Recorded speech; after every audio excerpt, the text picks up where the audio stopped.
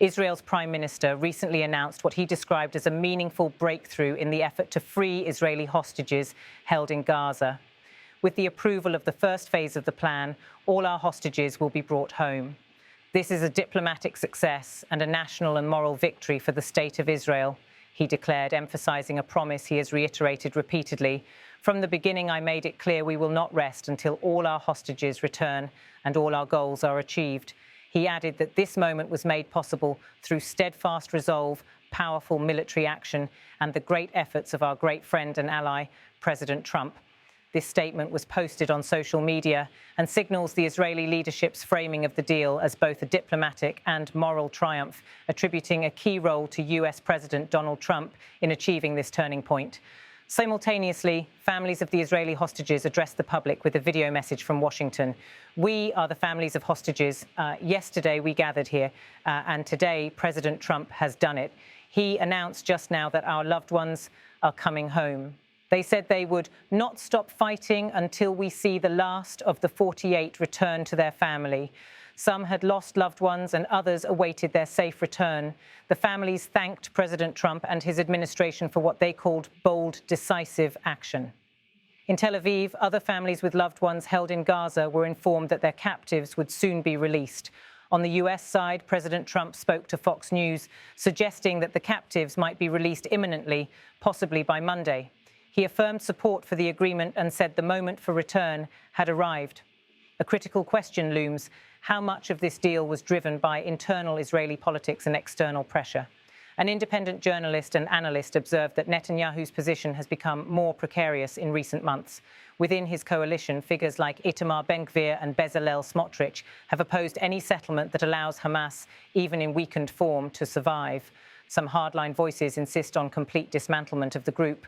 Meanwhile, Netanyahu is squeezed between ideological allies, resisting conciliation and international expectations, pushing toward a ceasefire. He noted that much of the impetus for this deal likely came not solely from Israel, but from US pressure, specifically from the Trump administration. The journalist argued that the vast bulk of the genocide occurred during the Biden administration. Trump has put far more pressure on Israel than Biden ever did. He cautioned that while the deal may bring pause, deeper issues, such as how Palestinians in Gaza and the West Bank are treated, remain unresolved. Another debate emerges. Once the hostages return, will the emotional and political pressure for a ceasefire fade? The journalist responded with realism. He argued that while Israel is increasingly isolated on the world stage, especially over Gaza, many allies continue arms and surveillance technology trade with Israel. He assessed the likely shift of accountability to nations in the global south. It's not going to start in Washington or London or Paris. It's going to start in the global south, where Israeli soldiers or generals go on holiday and they are found to be accused of serious allegations in Gaza. He pointed to the fact that many acts in Gaza have been recorded by Israeli soldiers themselves and could serve as evidence in future court cases. He argued that unless Western leaders, arms manufacturers and military actors complicit in the conflict face consequences, the situation can only repeat. He also noted that though the International Criminal Court is under pressure, particularly from US calls to curtail its mandate, its work continues. Just this week, the ICC secured a conviction for Darfur atrocities. Finally, he reaffirmed that prosecution should not end with Netanyahu. A war requires many actors, and a genocide is not committed by one man. They need to be held to account. With the approval of the first phase of the plan, all our hostages will be brought home. This is a diplomatic success and a national and moral victory for the State of Israel. From the beginning, I made it clear we will not rest until all our hostages return and all our goals are achieved. We are the families of hostages. Yesterday we gathered here, and today President Trump has done it. We will not stop fighting until we see the last of the 48 return to their family. The vast bulk of the genocide occurred during the Biden administration. Trump has put far more pressure on Israel than Biden ever did.